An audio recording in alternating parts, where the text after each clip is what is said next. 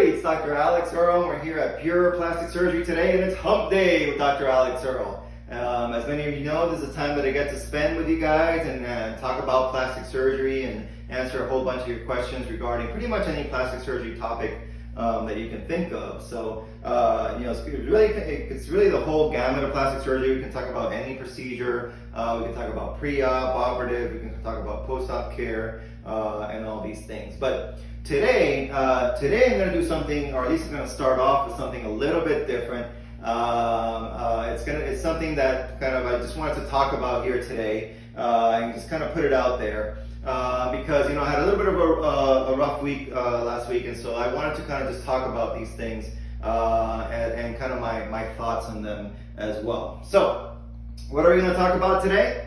Today we're going to talk about Dr. Earles Pet Peeves. Okay, that's what we're going to talk about today. So, what are my pet peeves? And a lot of it has to do with what we're doing right now. It has to do with like social media, whether it's here on Instagram, Facebook, TikTok, and things like that. And so one of the first things that I wanted to, with all these, new avenues with social media and everything else, of course, information gets out there very, very quickly. And it has been great, for the patients in the sense that, patients can gather a lot more information. They can really look into their surgeons. They can look into their reputation. They can look into their results. They can look into the places where they work, and really, really be much more informed than say in the past when they're about to choose a surgeon. And I think that aspect of it is actually great. It's terrific. That's why I am on social media. That's why I'm here on Instagram, informing and educating patients. That's why I have a Facebook group as well. And we just started TikTok, and that's kind of more for fun. But we probably plan on eventually putting a little bit more educational content on there as well.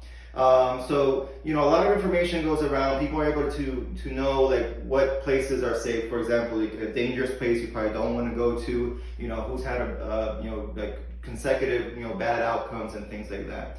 But unfortunately, from the surgeon's point of view, there is a flip side to that. Okay, and oftentimes surgeons that are like that like myself that are really trying to do what's best for the patient, trying to implement safe practices, really try to elevate the practice, the practice of plastic surgery, especially here in Miami. Sometimes we kind of fall into all that as well. So I was going to say, one of the first pet peeve that I have regarding of this is what I just call simply unfair posts. I think, some posts are unfair. Someone will show some maybe not even show a photo, they'll just write something negative about a surgeon, or they'll just throw up some photo and then that's it. The reason I think it's an unfair post is because it really doesn't give all the information, right? It doesn't show, a true side-by-side before and after. It doesn't show, say, what perhaps was the starting BMI or the starting foundation. It doesn't, doesn't really give you any info, like, well, what happened after? Was the patient compliant? Did the patient lose a ton of weight? Did the patient gain a lot of weight? So a lot of information is not placed there, and then, everyone just kind of rushes to conclusions, right? And then from the surgeon's point of view, you're kind of stuck, right? You can't really discuss the case because of HIPAA, okay? HIPAA is what protects patients' privacy rights, okay? So you can't then, say like, well, the BMI was this, or the starting foundation was that. You can't really discuss the case at all because otherwise you'd be violating HIPAA. So I think those posts tend to be, very, very unfair because they don't give full information, and so people start making conclusions on, inadequate information. So that's my pet peeve number one. I think if people want to really be fair with the post, then they should give all the information. They should give the what was the starting BMI, what was the starting foundation. They should put it before and after, side by side. Okay, they should tell whether they lost a ton of weight or gained a lot of weight or anything of that nature, or whether they had multiple pregnancies in the past, or et cetera, et cetera. But just give the full information. Okay, and if you really wanted to be fair with a post like this, then you would also then give the surgeon the right. You would waive your HIPAA rights and give the surgeon the right to then comment on the post as well. And I think that would make it a much more fair post, and it would also be a lot more educational for the people that are trying to learn something from that. Okay, so that's pet peeve number one. All right. And that kind of goes into pet peeve number 2, okay? A phrase that's thrown out there all the time is so-and-so is hit or miss. So-and-so is hit or miss. I've probably heard this phrase for just about every surgeon I know. I've heard of it for every surgeon I know. Why? Because this is surgery. Surgery is never 100% or 0%. No one's going to hit a home run 100% of the time. It's just physically impossible to do so. And so what happens is that even if what I don't like about that phrase is that it implies that basically you have a 50% success rate. Like someone can come into your OR and just know it's kind of like a flip of the coin. Are they going to do well or are they going to do poorly? And I think that's absolutely ridiculous, okay? It's not a 50% success rate. Actually, I've seen it even in my own group where I could have like hundreds of positive posts come out, and then there's one where it was maybe a less than favorable outcome, and all of a sudden people are saying that you're hit or miss, and that makes absolutely no sense. Again, it's due to inadequate information or trying to spread misinformation, which sometimes happens as well. Okay, so even if someone has done 100 beautiful cases, and then they have that one case that maybe didn't go quite as well, that's a 99% success rate. I've heard people use that phrase for someone like that, and that's also unfair there. Okay, one of the words that gets thrown out there, very, very often, and of course it has to do with the show on TV. That's why people know the word, they heard of the word, but it's definitely not used correctly, and it's one of my biggest pet peeves is the word botched. I think probably of everything that's on here, that is my biggest pet peeve. I hate that word. I hate the word botched because it's always used incorrectly. So at least, I don't know, from my point of view, I would say probably most surgeons' point of view, the word botch is when like something really egregious happens, like something that's like really, really, really bad. Okay, so from my point of view, botched is something like a diaphragmatic or organ perforation. Okay, then yes, or multiple recurrent severe infections coming out of a certain area, a certain clinic, for example, or someone ends up in the ICU with necrotizing fasciitis. Okay, like something really terrible, severe disfigurement that you can't really recover from, and then of course death.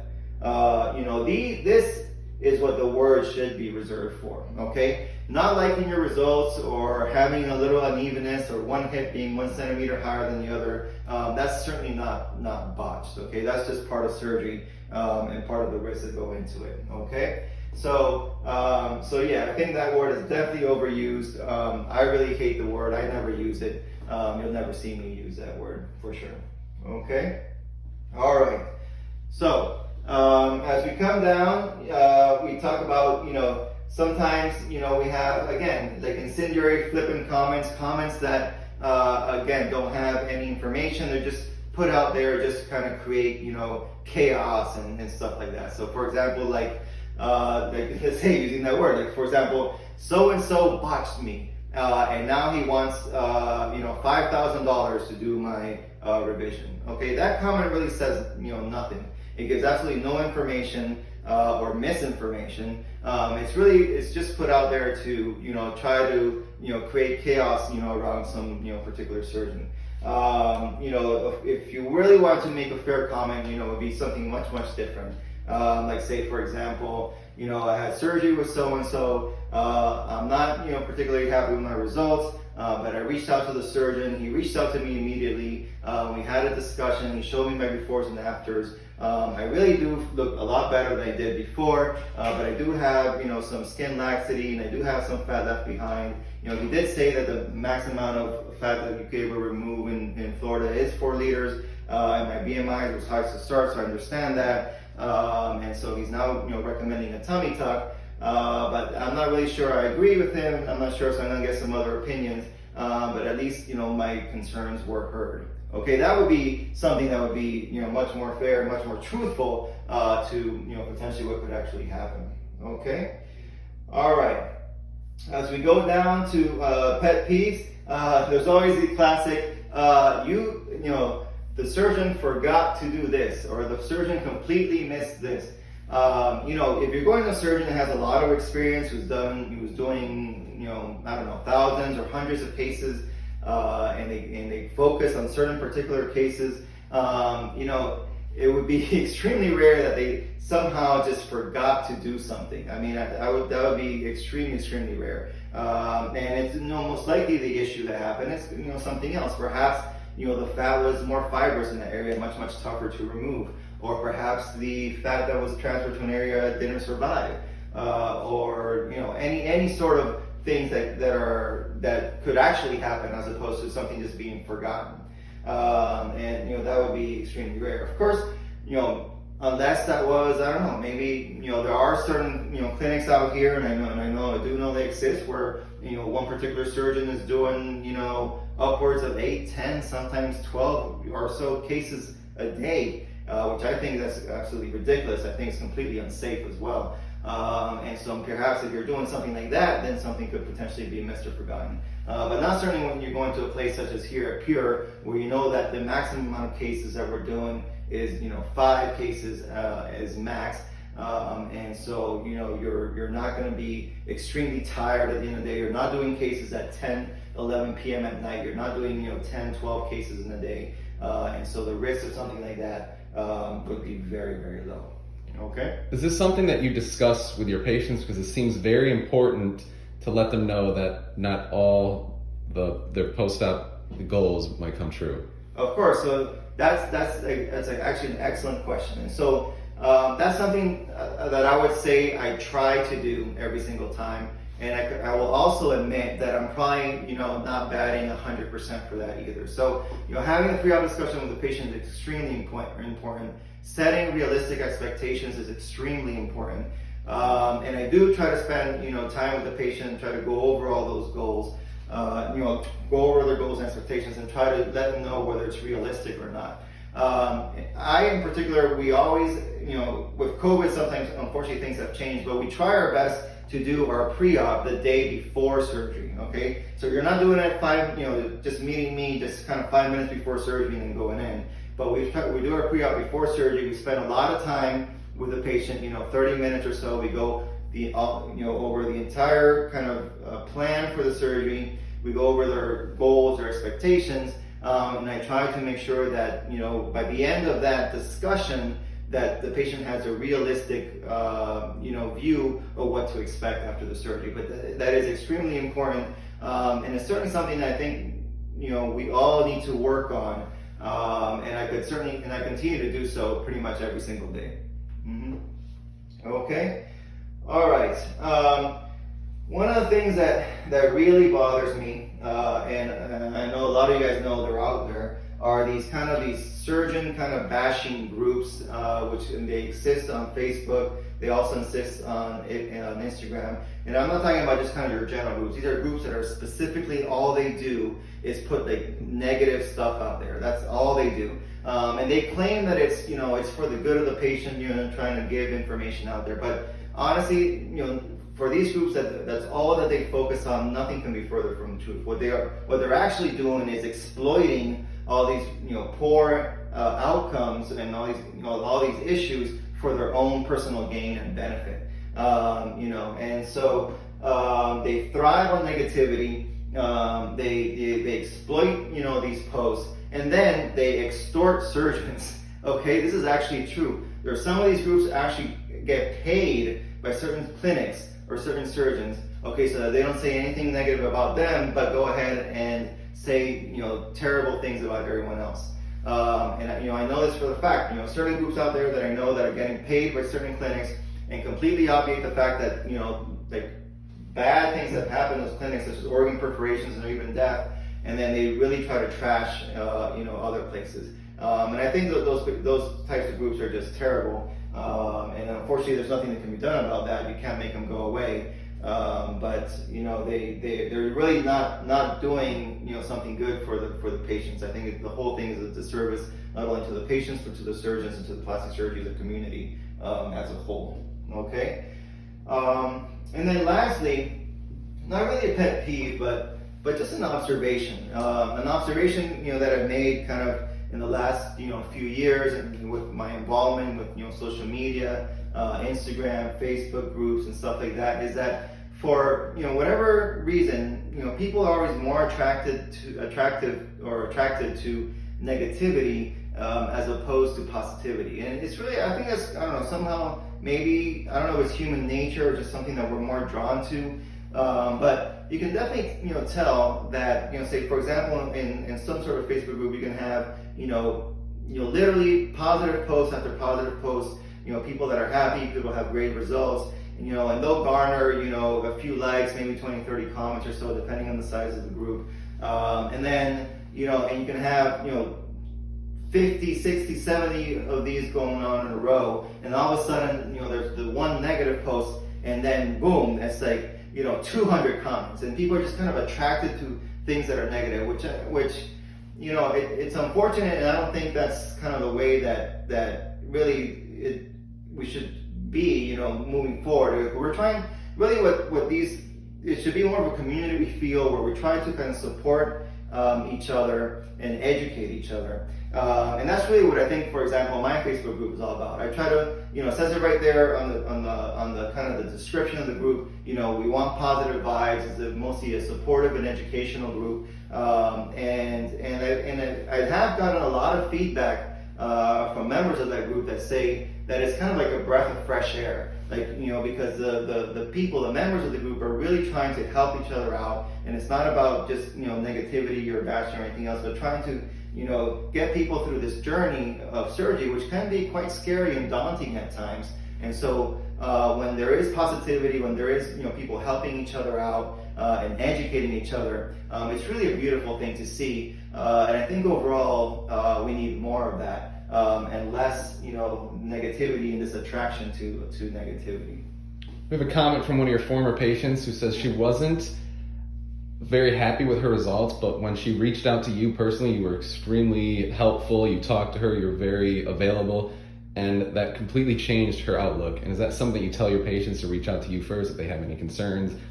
Yeah, of course. So I think that's really the way that the things should be. So I can understand how if someone is upset and they're being completely ignored. Well, they have to just kind of put something out there, right, and make it so that they garner some attention. But that's really not the case with someone like me or here at Pure, and with many other kind of outstanding surgeons that I know here in the community. And if there is an issue, the first thing to be done is to reach out to the surgeon, so the surgeon can then communicate and have a conversation and kind of go over things objectively. And that's extremely important. That's why I make myself so available. Okay.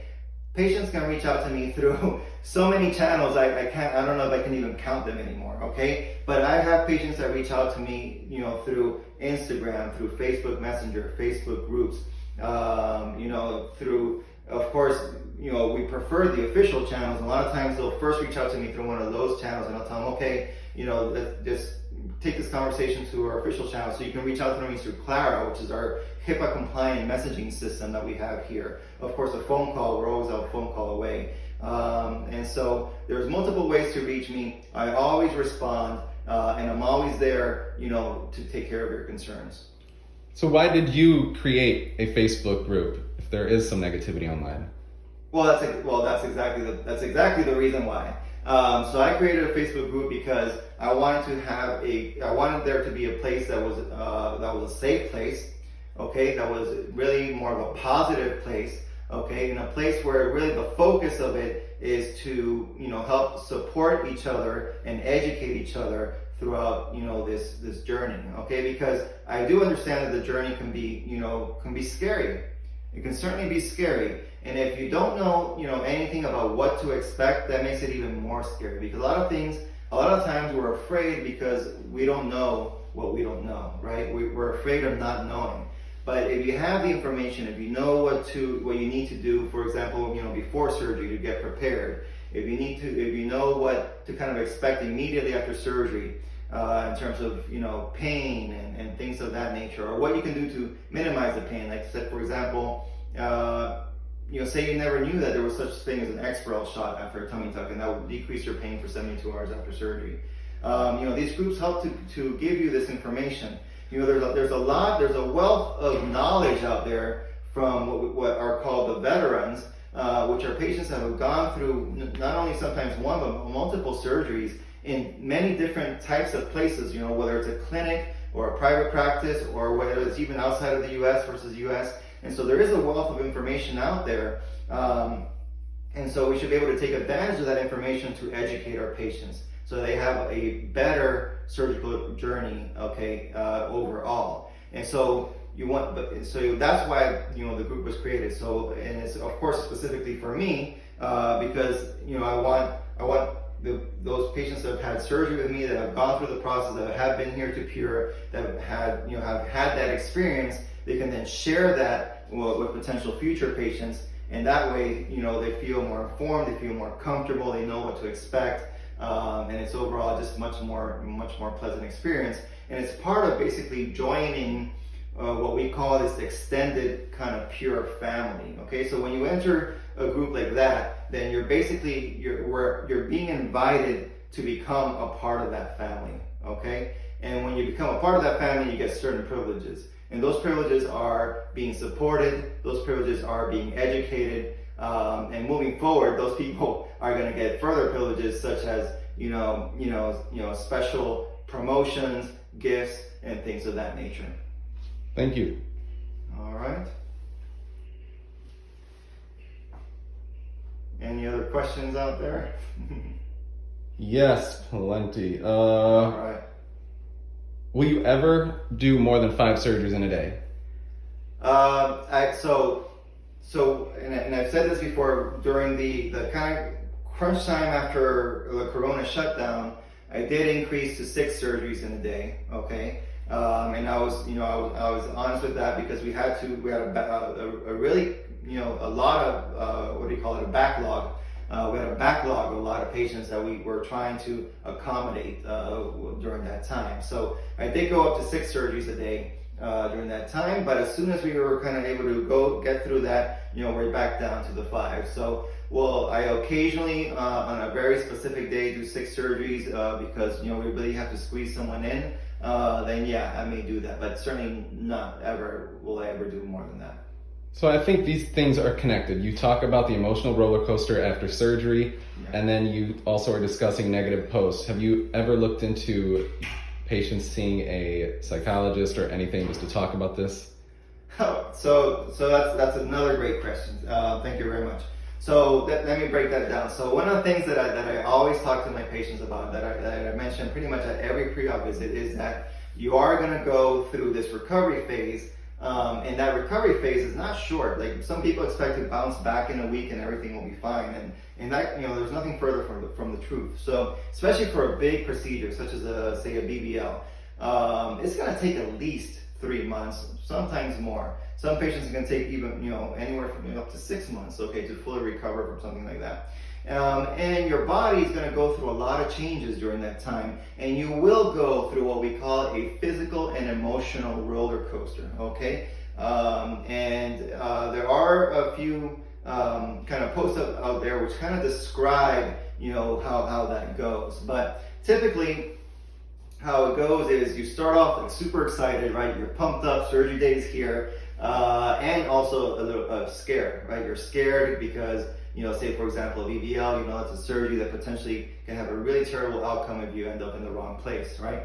So you're a little bit scared, but you're super excited, okay? And then you make it out of surgery and you're alive and you're doing well, and that's a high, right? You're at a high because you're happy that you made it, that you're doing great. And everything looks good. So that's kind of a high point. And then, swelling starts to come down, right? Swelling starts to come down. You're starting to kind of, nitpick at yourself in the mirror, kind of looking at things that you have never looked at before every single day. And then you kind of start to come down. So then you start hitting the low point of that roller coaster. In terms of the swelling and the degree of fat loss, typically the lowest point is somewhere around 5-6 weeks or so for most patients. So you hit like a low point around 5 to 6 weeks, and then you start getting into that what we call the fluff phase. Okay, so for those that that do everything that you're supposed to do, you continue, you don't quit, you continue your massages, your compression, you continue to feed the fat and everything else, then you start going back up. And then typically somewhere, that fluff phase hits somewhere around 3 to 4 months. A lot of people ask me, is the fluff phase real? I think it is for most patients. I'm not going to say 100%. Again, nothing in medicine is 100 or 0%, but for most patients it is. And so they'll hit that fluff phase around 3 to 4 months, and everything kind of also softens up. They're also starting to feel better, more energetic. They're going back to the gym and everything else, and that kind of hits a high phase again. And then most patients are like really happy with themselves and with the results at that point in time. So yeah, you do go through that roller coaster. So that was part one of the question. So part two, do we recommend seeing some sort of mental health care professional? So we haven't done that. It's something that's been discussed. I think it potentially could be helpful for some patients, but I think part, and this is part of mental health as well. Support groups are very helpful, right? So when you go to I don't know, whether it's a psychologist or psychiatrist's office, a lot of the times they recommend that you go to a support group and meet and talk with people that have had similar experiences, right? And that's where something like my Facebook group comes in. Okay, so it is it's acting like a support group, but of course it's being done on social media. It's being done virtually. They're not physically there, but those ladies they're truly excellent. They really support each other. They give each other, they uplift each other, and I think that's extremely helpful. And that's really one of the primary goals of having a safe place like that. Thank you. It is illegal for a doctor to address any concerns a patient posts publicly? So you can't. You have to talk in very general terms. You can't address any specific case, especially if there is some sort of identifying factor that can, particularly bring that case to that specific patient. Okay, so there are what we call the acronym is HIPAA, but basically you have to protect your healthcare information is protected. Okay, that's the bottom line. So no identifying factors should be given, such of course like a name, date of birth, things like that, unless you have explicit consent from the patient. So for example, when you put a post, say on Instagram or anywhere else, really, we have explicit consent from all those patients for social media. And even though of course we remove all identifying factors, you still have to get that explicit consent, and of course we obtain it before we post anything. That's also for patients that are being kind of filmed in the OR. So we would never do that unless we have their explicit consent, and so we have a written, specific social media consent for all those patients. So what do patients or potential patients have to do to join your Facebook support group? They just have to request to be a member, basically. Can they DM Pure or Dr. Earl? Sure. Yeah, that can be done as well. And so you can DM. We can try to, we can get you in. Of course, you have to be someone that's seriously considering, coming to Pure or coming to me, coming to Pure, of course, because that's really, it's a very specific group to me and to Pure.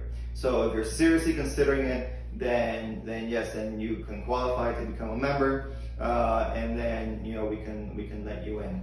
The first thing that I would recommend for anyone who wants to do that is to read the description of the group, so that you can, and the rules, okay? Because there are certain rules, and and you have to be in line with the kind of the theme and the thought process of the group in order to really enjoy the benefits there. We know you're okay with constructive criticism, but what are the things that people do that can get them removed from the group? Or that you don't tolerate? So breaking any of the rules. So that's why, actually, probably I should have brought all the rules up right now so I could list them. But there are like 6. It's not it's not crazy, but there's like 6 or 8 rules. I don't remember exactly that are on there. And so if you break any of those rules, then you will be unfortunately permanently removed from the group. So of course, you have to respect each other. They're actually one of the biggest ones is screenshots. Okay, so anyone who kind of does a screenshot and posts that somewhere else is immediately removed. Okay, and then of course any sort of trolling, bashing, disrespectfulness, things like that. Those people would be removed as well. There are some other rules there, I can't remember them all, but as soon as you go in, that's one of the first things that you can read, and so breaking any of those rules will have you removed. All right, thank you very much. I know you have to go soon. Anything else? Okay. All right. So I know this was a little bit of a different topic here today, but I hope that was kind of helpful and at least getting to know me a little bit more. And so we're excited about next week, where we're going to have much more educational content regarding our procedures that we do here at Pure. Okay, everybody? So I will see you guys next week on Pump Day with Dr. Alex Earle. Take care. Ciao.